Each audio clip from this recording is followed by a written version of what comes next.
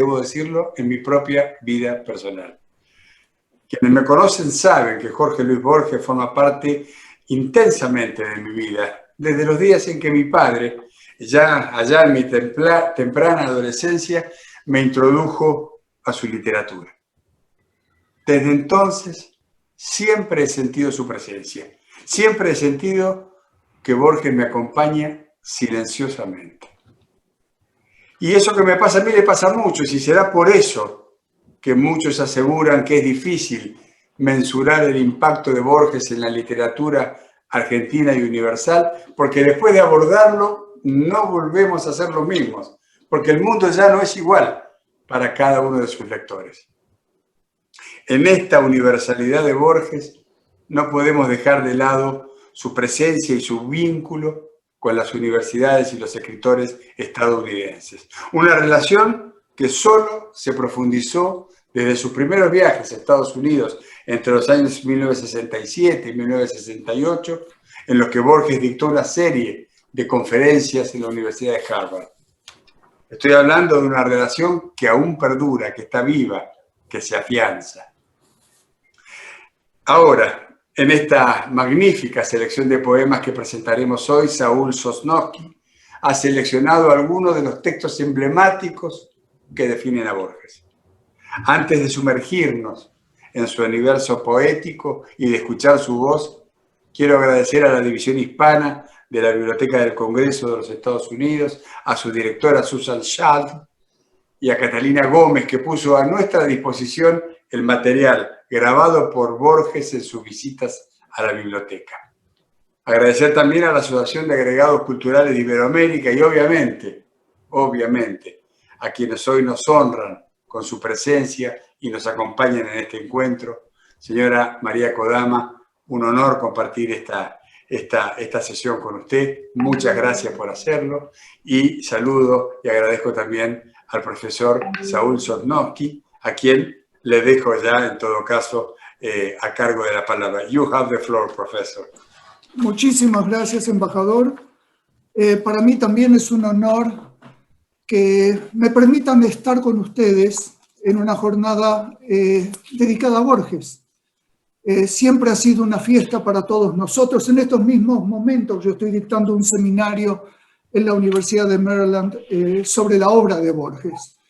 Así que lo que usted había dicho al comienzo del impacto que tiene en las universidades estadounidenses y de hecho en el mundo, tiene un testimonio propio en esta misma zona. María Kodama, una inmensa alegría volver a charlar con vos. Tengo recuerdos maravillosos de esa sesión que tuvimos en la Biblioteca del Congreso hace unos años, en las cuales pudimos dialogar sobre la obra de Borges y sobre elementos de la vida de Borges que ninguno de nosotros conocía, porque siempre lo tomamos muy en serio, dramáticamente en serio, y nos olvidamos que también tenía un sentido del humor absolutamente espectacular, y que se escondía en muchos de sus cuentos y en algunos de sus poemas, pero fue lindo escuchar algunas de las anécdotas que nos contaste y que quizá en algún momento de esta hora que vamos a compartir también nos puedas contar. Quisiera empezar, sin embargo, con el manuscrito que fue hallado recién, hace muy poco, en la Biblioteca Nacional. Y me pregunto si podrías contarnos algo, María, sobre lo que significó ese encuentro, ya que también escribiste al respecto. La Biblioteca Nacional, ¿cuál manuscrito? El manuscrito que se encontró donde aparecía el párrafo final del cuento Tema del traidor y del héroe, que en el año 44 salió publicado en la primera edición de Ficciones. Entonces se encontró un manuscrito entre los libros que se estaban y las revistas que se estaban revisando en la biblioteca. Y quizá podamos verlo en pantalla. Ignoro si lo podremos ver ahora mismo o no. Si no lo tenemos a mano, entonces voy a seguir con otra cosa. ¿Qué te iba a preguntar? ¿Sí? Seguimos adelante entonces. Me gustaría, profesor, si me permite, Sí. comentar algo que leí que me pareció interesante. Este grupo de investigadores que estaba en la Biblioteca Nacional buscando libros que creo que pertenecían o habían pertenecido a la colección, a la biblioteca de Borges que donó a la Sí. Biblioteca Nacional, se encontraron fortuitamente con este manuscrito que en realidad modifica el último párrafo del trabajo al que estamos haciendo referencia. Es muy interesante ver la letra, esa letra minúscula Sí. y trabajosa de Borges, tachando y corrigiendo. Y para sorpresa de todos, el hallazgo que se hizo en la Biblioteca Nacional determinó un nuevo final para el trabajo que había sido oportunamente publicado, ¿no? Y que de hecho eso va ratificando lo que Borges siempre contó, que iba siempre revisando los materiales. Y lo que, lo que dijo más de una vez, ¿no? Que uno publica para dejar de corregir, ¿no? Así que es realmente un hallazgo absolutamente maravilloso. Y quién sabe qué más vamos a encontrar, ¿no? Es decir, el trabajo que se está haciendo en la Biblioteca Nacional es realmente maravilloso y cabe señalar y felicitar a la gente que se está ocupando de esto.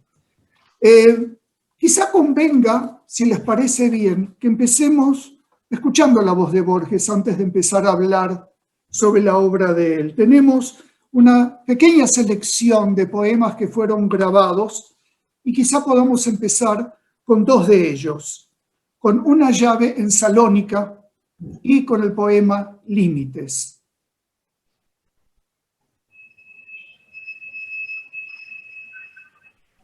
Seguramente vendrá la conexión enseguida.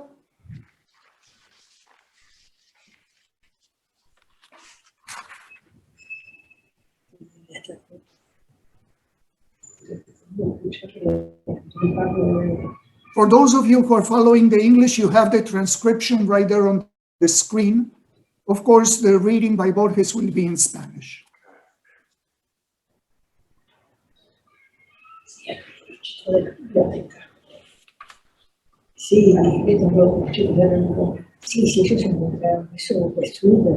Quedo. Hoy que su puerta es polvo, el instrumento es cifra de la diáspora y del viento, afín es otra llave del santuario que alguien lanzó al azul cuando el romano acometió con fuego temerario y que en el cielo recibió una mano. Límites de estas calles que ahondan el poniente, una habrá, no sé cuál, que he recorrido ya por última vez, indiferente y sin adivinarlo, sometido a quien prefija omnipotentes normas y una secreta y rígida medida a las sombras, los sueños y las formas que destejen y tejen esta vida. Si para todo hay término y hay tasa, y última vez y nunca más y olvido, ¿quién nos dirá de quién en esta casa? Sin saberlo nos hemos despedido. Tras el cristal ya gris la noche cesa, y del alto de libros que una trunca sombra dilatan por la vaga mesa, alguno habrá que no leeremos nunca.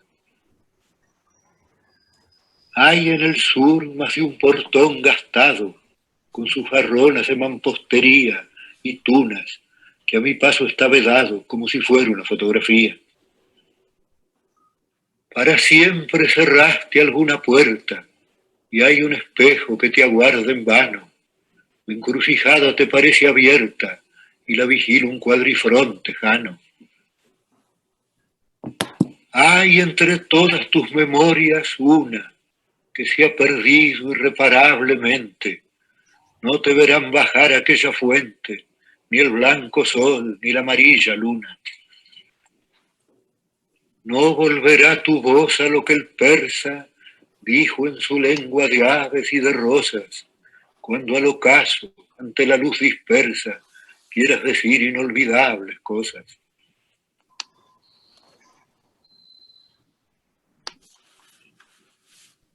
El poema sigue un poco más y dice: y el incesante ródano y el lago, todo ese ayer sobre el cual hoy me inclino, tan perdido estará como Cartago, que con fuego y con sal borró el latino.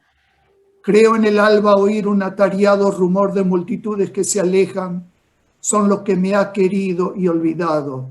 Espacio, tiempo y Borges ya me dejan. Estos dos poemas pertenecen a el mismo, un libro publicado en el año 1964. Y me pregunto si alguno de ustedes quisiera comentar algo sobre, empecemos si les parece bien con Una llave en Salónica, que de algún modo también enhebra algunos de los motivos que elabora en ese poema con otros que han atravesado tanto sus poemas como sus cuentos. María, por favor. Sí.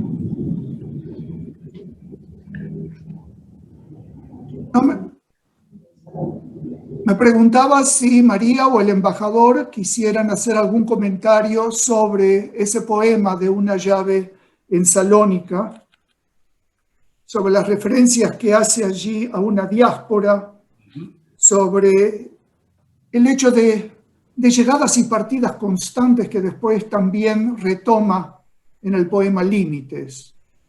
Así es. Bueno, claro, Borges viajó desde su juventud mucho y justamente esos viajes traían siempre a él la idea o el recuerdo de siempre que tenía que ver bien todo, que tenía que recordar bien todo, porque un día ya no iba a poder ver, sobre todo él que tenía el problema de saber que iba a quedar ciego, ¿no? Uh-huh. Para él los viajes y fijarse mucho en detalles era muy, muy importante. Sí, sí. Como él, los poemas que escribía, las cosas que escribía, como dijiste, llegaba un momento que me contaba mi su editor, le tenía que decir, bueno, porque no se puede corregir más porque ya está en la imprenta. Y después el editor me contaba que horror, porque entonces decía, bueno, entonces cuando se haga una nueva edición, usted avíseme. Y dice, no sabía que era peor, si que viviera corrigiendo, o si al salir una nueva edición era todo el libro que quería corregir. Claro. Así es. A mí me gustaría agregar que, bueno, este poema, además de este parentesco que tiene con Límites, te vuelve a un tema recurrente que es la historia del judaísmo para Borges, ¿no? Porque en realidad este poema está datado en 1492, que es cuando la corona española, la corona de Castilla y Aragón deciden la expulsión de los judíos de España. María Kodama y yo compartimos una apreciada amistad con una mujer que vive en Portugal, es Pilar del Río de Saramago. Con Pilar yo aprendí en mis años en Portugal, en la vieja Lisboa, que a diferencia que los portugueses, la corona portuguesa, a diferencia de la española, no optó por la expulsión de los judíos, sino por su asimilación. De allí es que todos se convierten forzosamente en cristianos nuevos.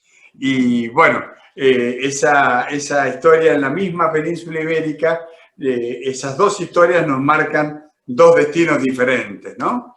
Pero bueno, este es un tema que es recurrente en la obra de Borges, que es esta aparición y reaparición del judaísmo. Creo, profesor, que usted ha seleccionado el Golem, que sí, precisamente habla de Judá León, que era rabino en Praga. Praga, así es. Y lo vamos a escuchar dentro de unos minutos, sí. Bien. Vayan entonces, María, para nuestra amiga Pilar del Río, a la que le voy a mandar una copia de esta grabación. Sí, hay muchos cariños de mi parte. Claro que sí, claro que sí. Claro, y en este poema, de hecho, también empieza a retomar algo que él después va a elaborar reiteradamente, que es el hecho de que tenemos dos partes en nosotros. ¿no? La parte griega y la parte judía. Y que son dos opciones que de hecho no son contradictorias, ¿no? Y que él ha elaborado en varios de sus textos. Algunos de ellos los vamos a mencionar más adelante, es decir, perteneciendo a la civilización occidental no podemos sino compartir esas dos tradiciones. Ahora, cuando llegamos al poema Límites, ¿no? Ahí encontramos otras cosas, porque es algo que también él va a repetir de diferentes maneras en otros poemas, ¿no? En el poema de los dones, por ejemplo, en el otro poema de los dones, ¿no? La conciencia de que estamos siguiendo un cierto camino, que hay ciertos obstáculos, que hay ciertos ejercicios de la memoria y del olvido que se van imponiendo a medida que pasa el tiempo, ¿no? Y dijo en algún momento también relacionado con estos poemas, especialmente con Límites, dice, en mi opinión, pero no hay razón alguna para que la opinión del poeta valga más que la de los lectores. Este es el mejor, o mejor dicho, el menos malo de los míos. Un poco demasiado autocrítico, ¿no? Muy Borges, ¿no? Y, como decías, María, no te escuchamos. ¿Cómo? Justamente era muy autocrítico, por eso las correcciones permanentes, ¿no? A lo que escribía.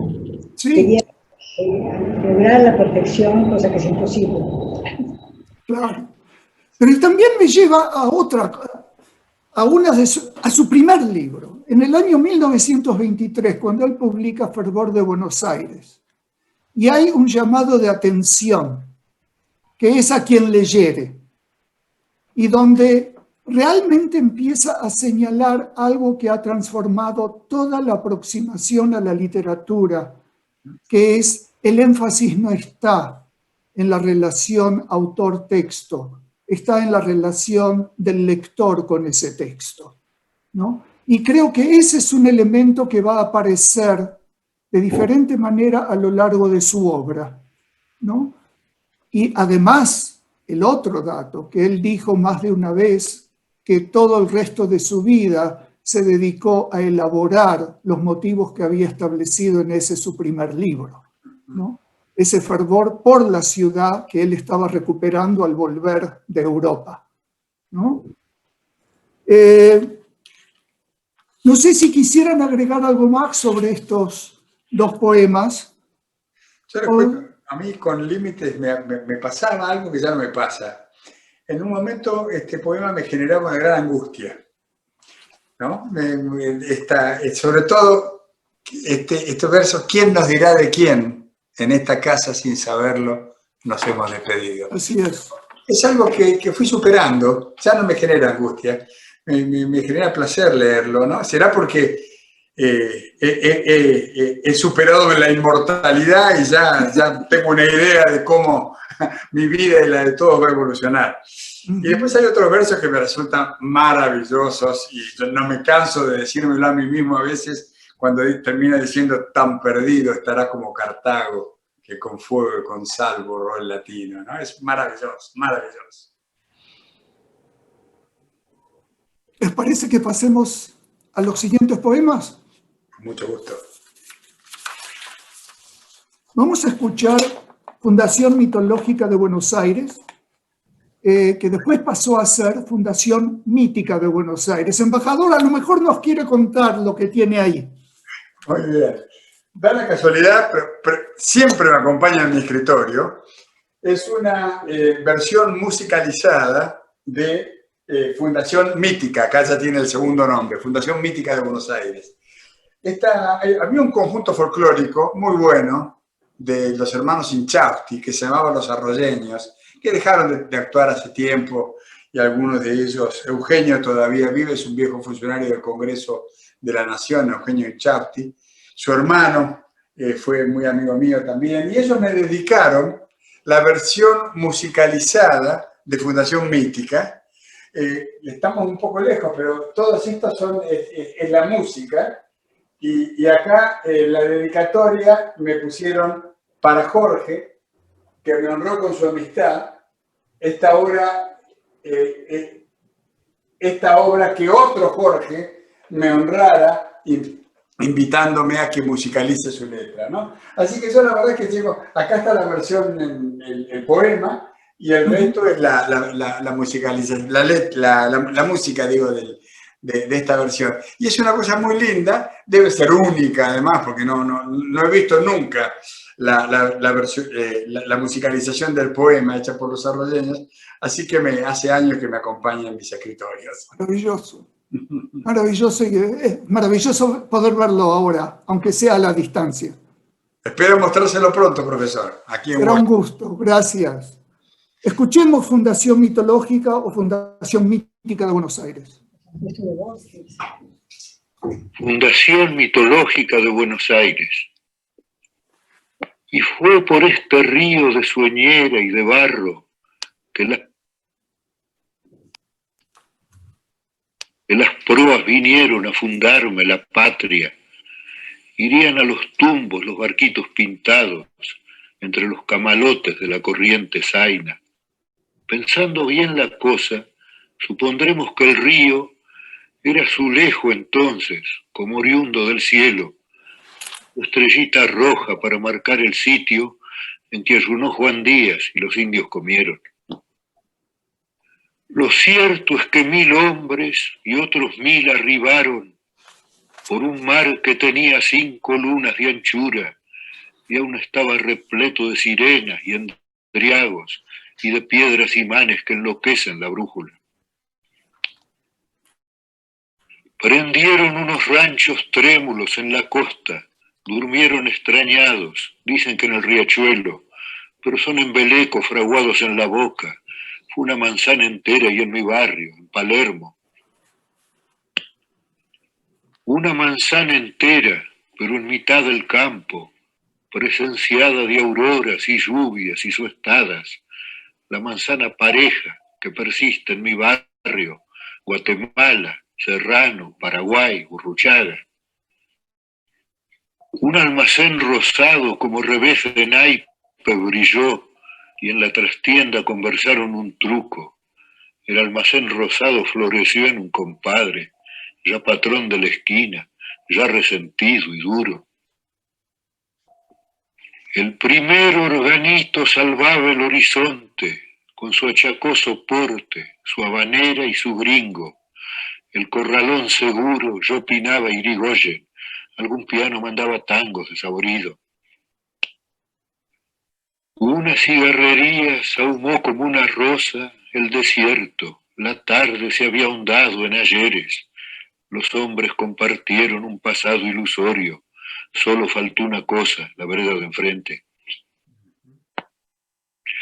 A mí se me hace cuento que empezó Buenos Aires, la juzgo tan eterna como el agua y el aire.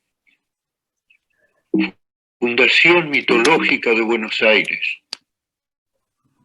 Muchas gracias. Creo que aparte de lo más emotivo, que es la recuperación de la ciudad, hay un par de rasgos bastante humorísticos dentro en este poema, ¿no? Como por ejemplo el verso cuando dice en que ayunó Juan Díaz y los indios comieron, ¿no?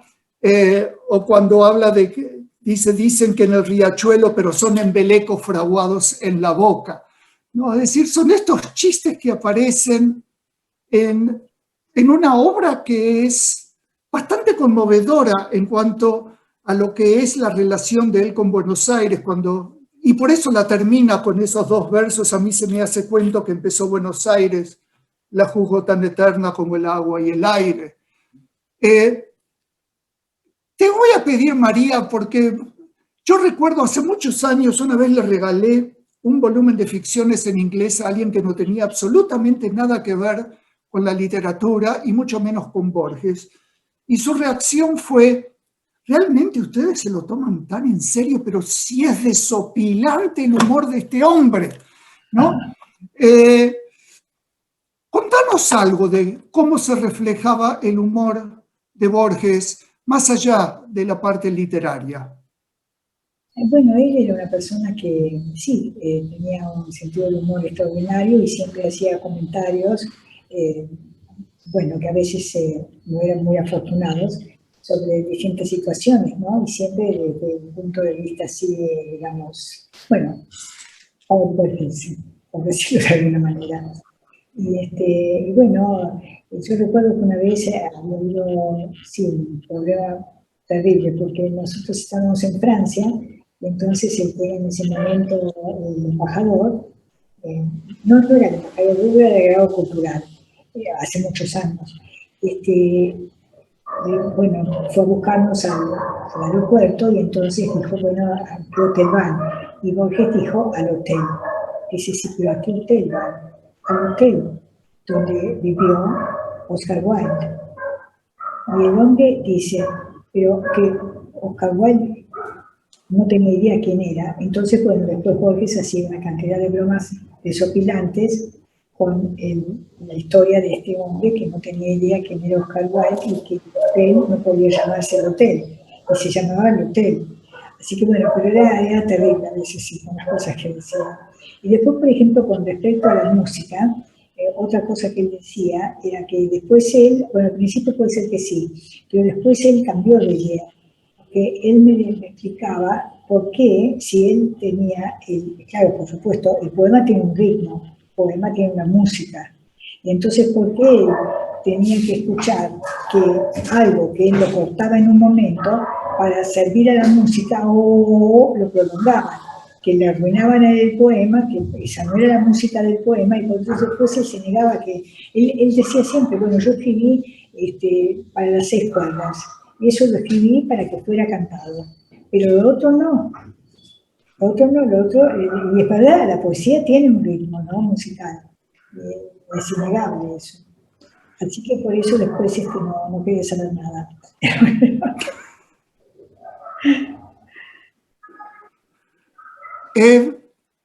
A mí la El palabra... embajador iba a decir algo. Perdón, no, iba a decir, usted mencionó esa alusión de Borges cuando dice, y son personas embelecos fraguados en la boca. Sí. En realidad, él quiere reivindicar que fue en Palermo, donde él vivía, ¿no? Sí, tienes razón. Pero me gusta la palabra embeleco porque me hace acordar al libro de Arena, creo que era cuando habla de la Biblia descabalada, ¿no? Es muy propio de Jorge Luis Borges, ese tipo de... Sí. Y después la parte de Solís es maravillosa, porque cuando habla de Juan Díaz, que en realidad no está comprobado históricamente que efectivamente hayan sido canibalizados, pero siempre yo en el colegio aprendí que a Juan Díaz se lo habían comido. Entonces... Y hay una novela lo que... maravilloso de esto es que el hombre dice en el sitio en que ayunó Juan Díaz, porque estaban sitiados y muertos de hambre. Así es. Ayunó Juan Díaz y los indios comieron. Hay una novela que creo que es de María Esther de Miguel, que se llama algo así como Los que comimos a Solís o algo por el estilo, ¿no? Pero bueno, esto es mucho más divertido, ¿no? Y lo que es interesante es que hay otro lugar donde él leyó y publicó este texto, y es en un volumen bastante serio, bastante importante en el número de páginas, que es cuando se celebraron los 400 años de la Fundación de Buenos Aires. Y él leyó un texto precioso y fue ahí donde también incorporó este poema, ¿no? Entonces todavía como mitológica. Así que ahí también hay algo interesante para hacer en torno a lo que pueden ser las comparaciones entre primera y segunda, y quién sabe si tercera versión, ¿no? Y sí, también está el elemento de choque de culturas, ¿no? Y eso es algo que ya lo vimos también en el poema dedicado a Salónica, es decir, culturas que no podían compartir, ¿no? Que no podían coexistir de ninguna manera. Y al mismo tiempo trabaja sobre algunos de los motivos que vamos a encontrar en Fervor de Buenos Aires, ¿no? Que es el truco, que es el almacén rosado, la esquina, el compadre. Es decir, es casi como una compilación, ¿no?, de algunos de los motivos que él va a seguir por un tiempo, que después va a dejar y que después va a retomar, ¿no? Y creo que eso ratifica un poco lo que él mismo había dicho de seguir elaborando lo que él había comenzado a hacer, ¿no? Que hay una devoción a la ciudad de Buenos Aires, es obvio, ¿no? Eso ha sido un amor permanente y creo que María Kodama lo ha vivido junto a él. Creo que más que cualquier otra ciudad, por más que mencionara con mucha pasión y con mucha nostalgia otras ciudades, creo que la relación con Buenos Aires siempre fue singular. No, claro. Sí, claro, la relación de él con Buenos Aires, sí, él quería muchísimo a Buenos Aires.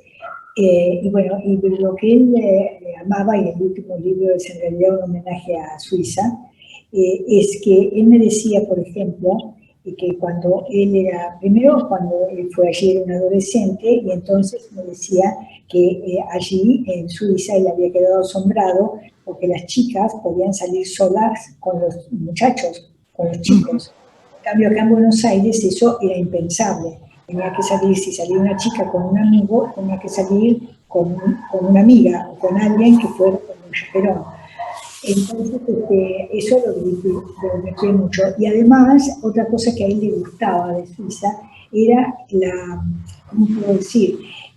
La visión que tenían, es decir, el poder hacer un país que tenía diferentes idiomas, diferentes orígenes, pero sobre todo, lo más importante, diferentes religiones.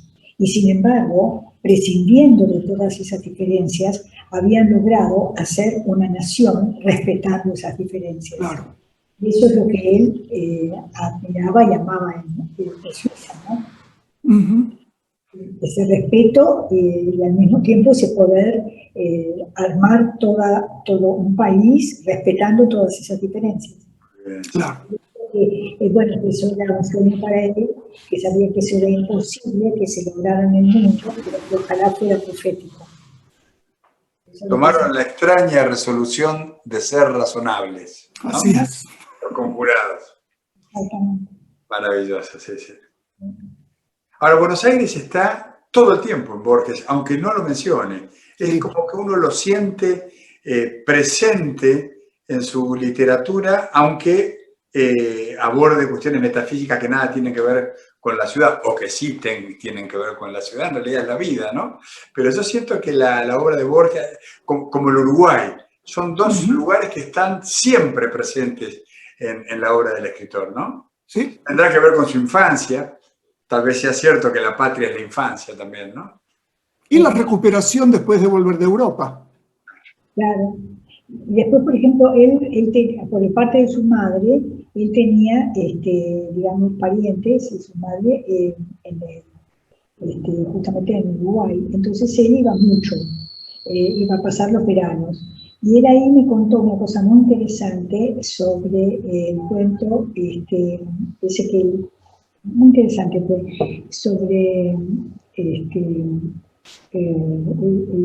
un cuento en el que él habla sobre un muchacho que está totalmente como perdido. Él sale a caballo con su primo y entonces el primo le dice, ves ese muchacho que está ahí, ahora vas a ver qué cosa rara es. Entonces le pregunta la hora y el muchacho le contesta sin mirar el cielo ni el reloj, le contesta la hora exacta. Entonces le dice Borges, pero ¿y eso qué es? Dice, bueno, dice, no sé, es muy raro, por ahí te mira, por ahí no te mira, dice, te saluda o no, no es mala persona, pero es muy raro. Y entonces Borges, cuando había llegado al Uruguay, llegó con 2 libros, un diccionario de latín y un libro con la vida de Julio César. Entonces va a ver a este muchacho, le pide los libros prestados, Borges se los da, pero se entera después de un tiempo que su padre se está muriendo acá en Buenos Aires y tiene que venir. Entonces él vuelve a Buenos Aires, pero va a pedirle los libros. Y la madre del muchacho le dice, lo siento, él se cayó del caballo, está en cama.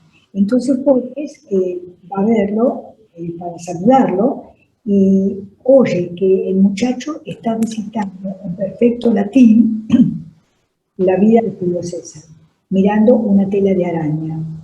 Y entonces ese cuento que él escribió, ahora yo no me acuerdo el nombre del cuento, que es fantástico. Funes el Memorioso, claro. Y yo le dije, pero ¿por qué lo llama? Porque el nombre me gustaba mucho. Entonces le digo, ¿por qué Funes y no el nombre? Me dice, no, yo no puedo poner el nombre. Dice, porque entonces todos iban a saber que yo estaba hablando de él. Ese no es un cuento, eso es la descripción de un hecho real. Me dice, es un cuento. Sí. Y esto fue muy interesante porque en un congreso que hicieron sobre discapacidad, donde hablaban los padres de chicos con problemas de ese tipo, de autismo, todo ese tipo de problemas, yo entonces, el director, el que había organizado eso, dijo, bueno, hagamos una cosa, si alguien sabe en la literatura de casos que puedan ser útiles para describir el autismo, entonces yo les pido que me lo hagan saber. Entonces yo, que estaba sentada al lado de él, le digo, bueno, Borges, ¿cómo Borges? Entonces le dije el cuento del Memorioso. Y bueno, me pidió si podía ponerlo en las actas. Y le dije, sí, claro, es lo que él me dijo, así que ponerlo en las actas. Pero muy interesante, interesantísimo. Muy bien. Bueno, Gracias. al contrario. Vamos a cambiar el registro de lo que vamos a escuchar. Como mencionó el embajador al comienzo, en relación con una llave en Salónica, él se interesó mucho por temas que tenían que ver con el judaísmo, con la cábala y demás, haciendo una salvedad muy clara que la demuestra en un texto que se llama Una vindicación de la cábala, es decir, que no es que hay una adscripción a cierto artículo de fe, pero que trata de entender el porqué de ciertas cosas, ¿no? Y es lo que también aparece en un poema que él ha dicho más de una vez que considera el mejor poema que ha escrito, y me refiero a El Golem. Entonces, si les parece, escuchemos este poema. Es extenso, pero que merece nuestra atención, como casi todo lo que ha escrito. Así que escuchémoslo, por favor.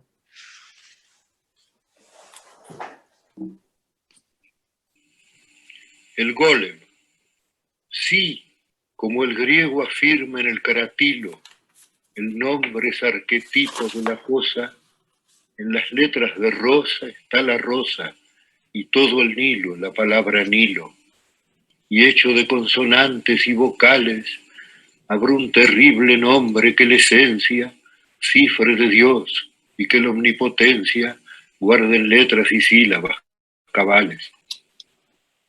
Adán y las estrellas lo supieron en el jardín, la herrumbre del pecado, dicen los cabalistas, lo ha borrado, y las generaciones lo perdieron.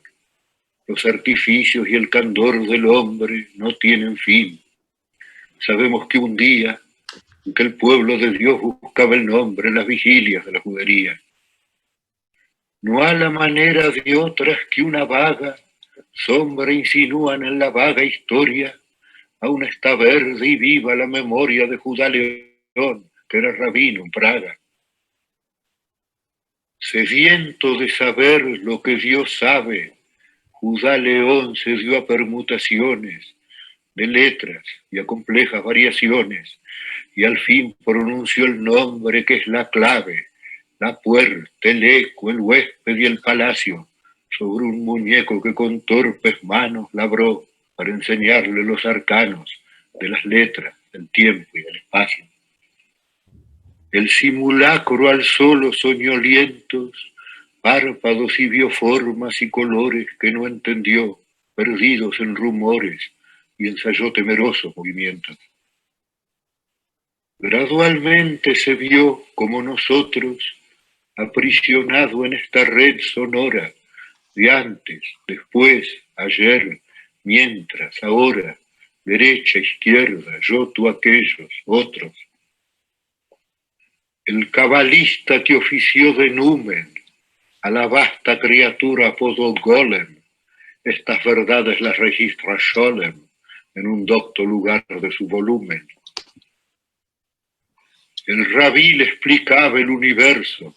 Esto es mi pie, esto el tuyo, esto la soga. Y logró al cabo de años que el perverso barriera, bien o mal, la sinagoga. Tal vez hubo un error en la grafía o en la articulación del sacro nombre. A pesar de tan alta hechicería, no aprendió a hablar el aprendiz de hombre. Sus ojos, menos de hombre que de perro, y harto menos de perro que de cosa, seguían al rabí por la dudosa penumbra de las piezas del encierro. Algo anormal y tosco hubo en el golem, ya que a su paso el gato del rabino se escondía. Ese gato no está en Scholem, pero a través del tiempo lo adivino. Elevando a su Dios manos filiales, las devociones de su Dios copiaba, o estúpido y sonriente se ahuecaba en cóncavas alemas orientales. El rabí lo miraba con ternura y con algún horror. ¿Cómo, se dijo, pude engendrar este penoso hijo y la inacción dejé, que es la cordura? ¿Por qué di en agregar a la infinita ser y un símbolo más? ¿Por qué a la vana más deja que en lo eterno se devana de otra causa, otro efecto y otra cuita? En la hora de angustia y de luz vaga, en su golem los ojos detenía. ¿Quién nos dirá las cosas que sentía Dios al mirar a su rabino en Praga?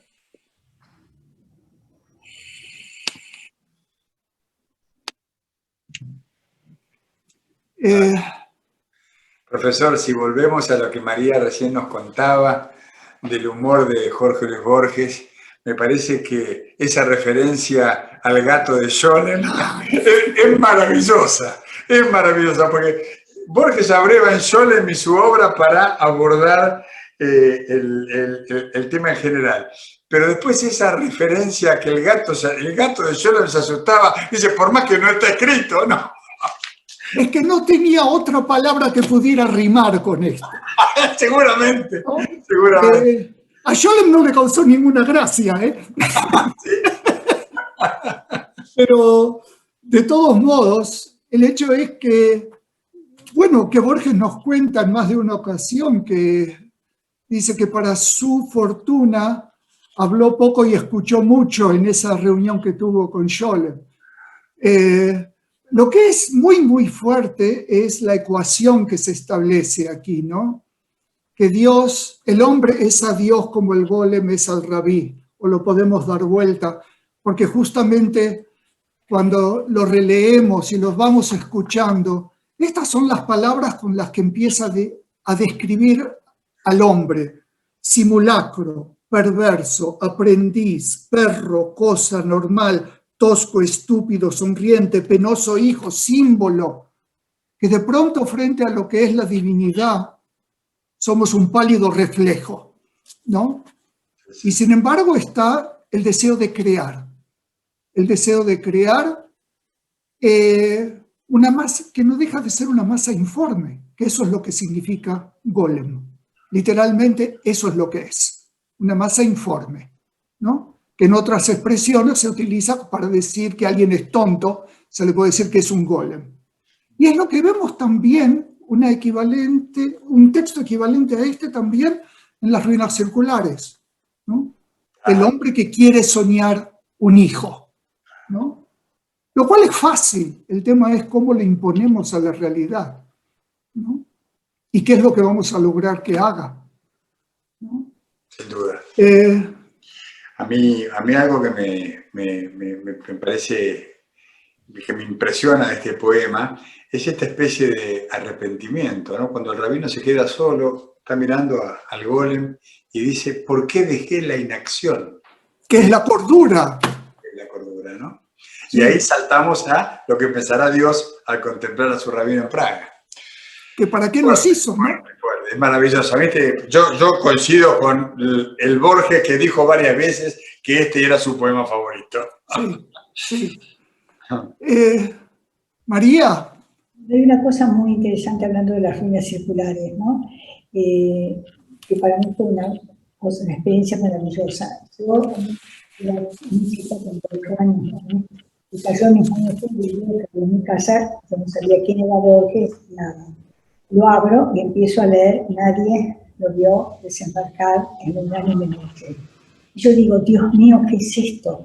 Porque la prosa de Borges tiene un ritmo, que es como un poema, y ese ritmo es lo que me atrapó, a tal extremo que si hubiera una ley que dijera que hay que quemar la obra, toda la obra de los escritores, salvando una sola pieza, de toda la obra de Borges, es la única que yo salvaría. Muchos años después, Borges ya había muerto, escucho en una entrevista, no sé, que alguien le pregunta en esa conferencia que le estaba dando sobre las ruinas circulares. Y él contesta esto. Dice, sí.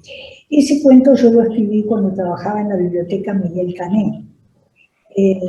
Ahí salía, comía con mis amigos, caminaba. Lo escribí en una semana, pero lo único que quería era volver a esa casa para escribir, porque ni antes ni después pude escribir algo con la intensidad con que yo escribí ese cuento. Y eso para mí fue una cosa maravillosa, maravillosa, porque esa intensidad es lo que sintió una chica que intelectualmente no entendió nada de eso, pero que esa chica sería la única obra de toda la obra de Borges que yo salvaría. Y me dio una cosa tan maravillosa cuando yo escuché eso en esa conferencia, cuando le preguntaron sobre ese cuento. Desgraciadamente ella había muerto. Pero lo interesante es eso, es decir, cuando alguien dice, bueno, hay que comprender. La comprensión es posterior, hay que sentir. Uno no siente, dejar pasar un año o dos, porque uno va cambiando interiormente. Y entonces eso le va a permitir sentir. Primero hay que sentir, y después elaborar, y después intelectualizar. Es como en la amistad, es como en el amor. Yo no se intelectualiza, uno ve a alguien, siente algo, ya está. Y después, bueno, poder intelectualizar nuestra relación. Pero eso tiene que ser algo que surja como de una unión mágica. Y si no surge, esperar y ver.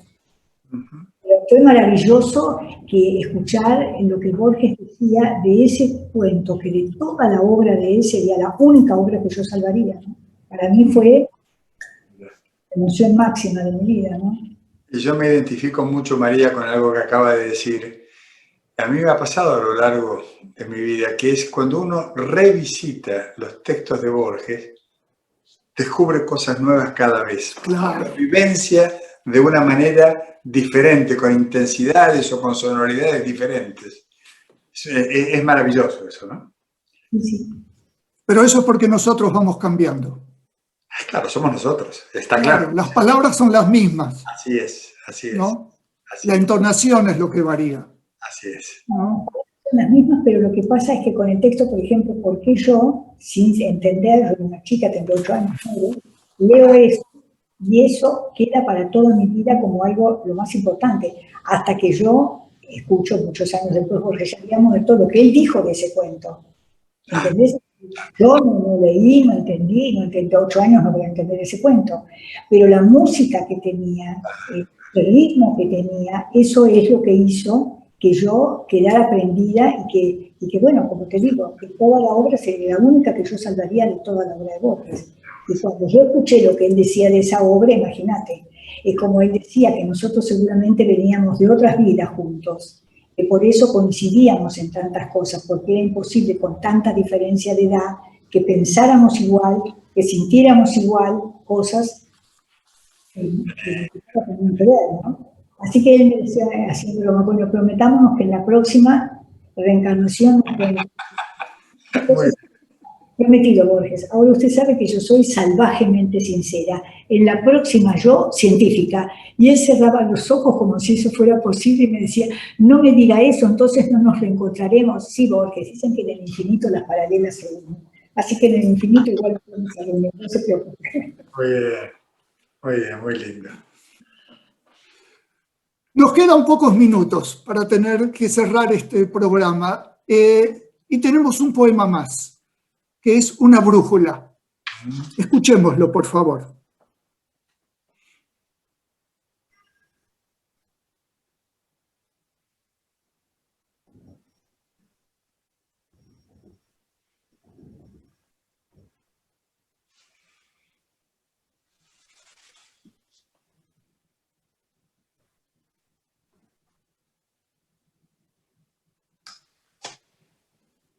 Estamos viendo la imagen, pero no estamos oyendo la grabación.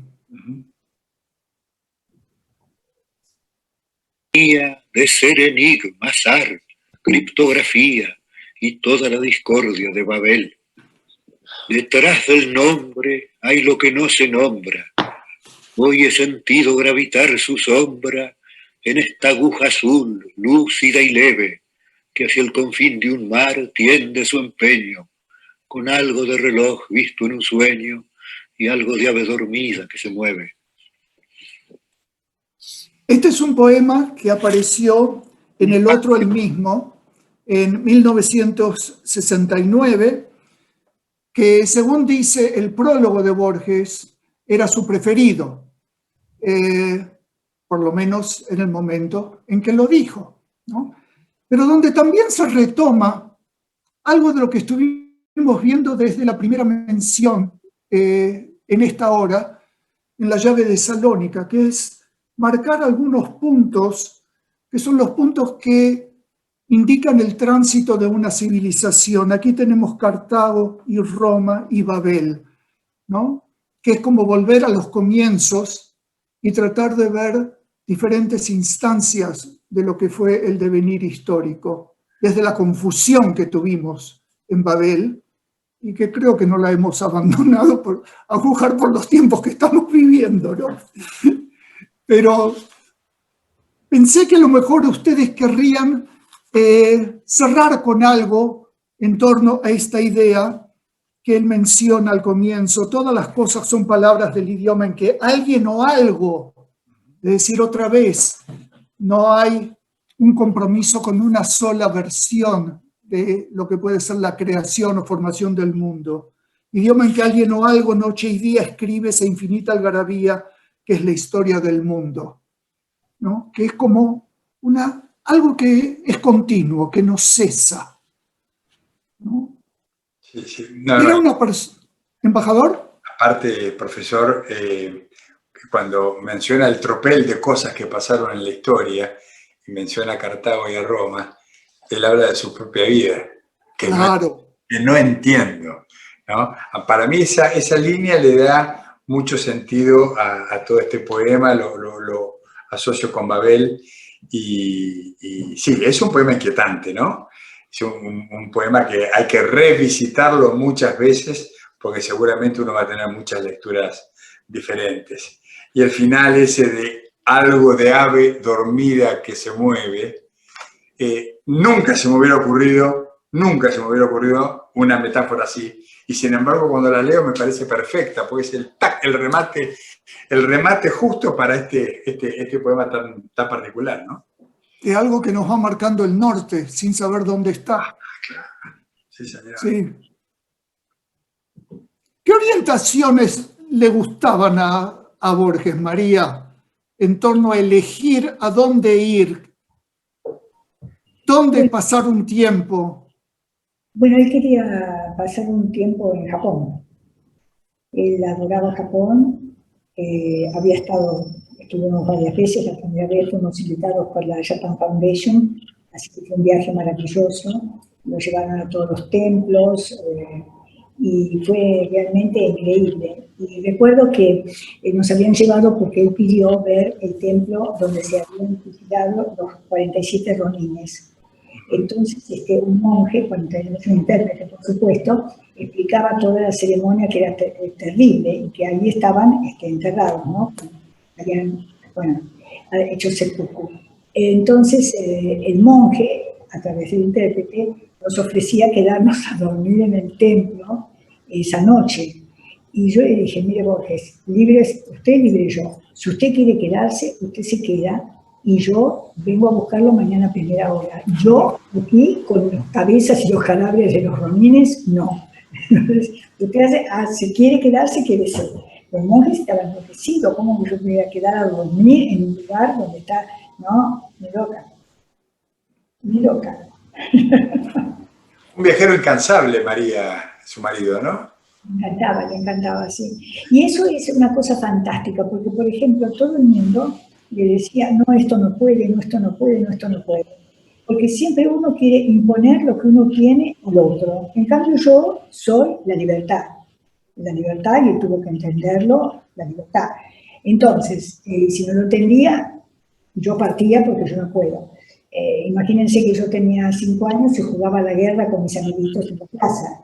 Y un día viene el ejército contrario al mío y me dice, tu ejército ha sido derrotado, 5 años, tu ejército ha sido derrotado, venimos a llevarte prisionera, vení, sos nuestra prisionera. ¿Qué les dije yo a los chicos? Fusílenme. No, María, este no es el juego, como si realmente pudieran matarme. Antes que presa, muerta. Entonces, imagínate, y cuando él quería, yo tenía mi trabajo, y él quería que yo dejara el trabajo, entonces yo le dije, oye, usted me dijo que mi padre me educó para usted, ¿verdad? Sí, bueno, mi padre me dijo que la independencia económica es fundamental, de modo que yo a mis alumnos no lo voy a dejar.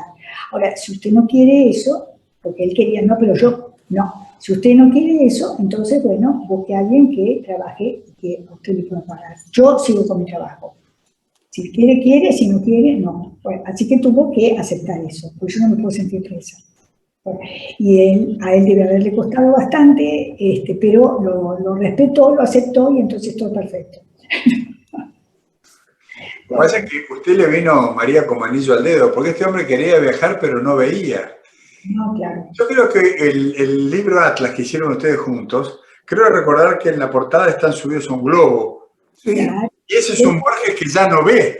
No, y él quería subir al globo, entonces había que ir muy temprano por el sol y qué sé yo, de ahí. Maravilloso. Y entonces, ¿qué pasó? Él quería subir. Entonces el hombre decía, no, no, pero señor, usted sigue al globo. Entonces lo llamo al hombre y le digo, mire señor, vamos a estar discutiendo todo el día. Aquí vinimos no por mí, ese señor que quiere subir. Entonces, yo le firmo a usted diciendo que toda seguridad yo renuncio y que usted la ponga para él. Se lo firmo, pero es inútil seguir discutiendo. Y entonces subimos porque, bueno, ya se dio, porque el hombre le decía, no señor, pero es que es muy difícil, usted tiene que poner el pie acá, y entonces, como si montara, yo cuando era joven montaba. Por eso yo le dije, mire, es inútil, usted le puede decir todos los inconvenientes y él le va a decir todo lo contrario. Así que yo por eso nunca discutía con él. Pero una vez me acuerdo que en Canadá hacía un frío espantoso, 50 bajo cero, y yo había comprado orejeras y gorros de piel. Entonces me dice, bueno, terminamos de desayunar y me dice, salimos, y traigo las orejeras. Yo no me voy a poner orejeras. Bueno, muy bien, yo sí. Me pongo las orejeras, el gorro de piel, salimos. 5 pasos al lado y dice, creo que se me van a caer las orejas. Le digo, no cree, se le van a caer. Pero bueno, como usted quiera, ¿qué quiere que sigamos? No, mejor me pongo las orejeras. Yo nunca intentaba que hiciera lo que yo quería. No, que él hiciera lo que quisiera, y yo también, por supuesto, lo que quería. Muy lindo. Por suerte hizo lo que él quería. Claro, claro. Esa es nuestra fortuna, que hizo lo que él quería. Exactamente. Pero si no, la gente, no, esto no puede hacerlo, no, cómo va a viajar, no, cómo va a... No, pero ¿por qué? Si él tenía que decidir tenía que hacer lo que él quería hacer. Saben que se nos pasó más de la hora, ¿no? Claro. Pero es maravilloso porque hubiéramos podido seguir mucho tiempo más. Creo que sí. Pero sigamos, profesor. No ahora, pero digo, inventemos... Sigamos. Siempre habrá ocasión. Pero cerremos con una cita de Borges. En el poema, en el libro, en el otro el mismo, en el prólogo, dice que están sus hábitos. Y dice así: Buenos Aires, el culto a los mayores, la germanística, la contradicción del tiempo que pasa y de la identidad que perdura, mi estupor de que el tiempo, nuestra sustancia, pueda ser compartido. Compartimos un buen rato. Muchísimas gracias, María Kodama, muchísimas gracias, embajador Argüello, gracias a la Biblioteca del Congreso que nos facilitó las grabaciones, gracias a Marta Goldstein, que ha sido la intérprete para los angloparlantes. y sigamos leyendo. Que sea hasta pronto. Muchas gracias y buenas noches. Buenas noches, hasta pronto. Buenas noches, hasta pronto. Y María, con Saúl lo esperamos en Washington, ni bien superemos la pandemia. Ni bien superemos. Enhorabuena sea. Un gran gusto, buenas noches. Buenas noches. Gracias, gracias.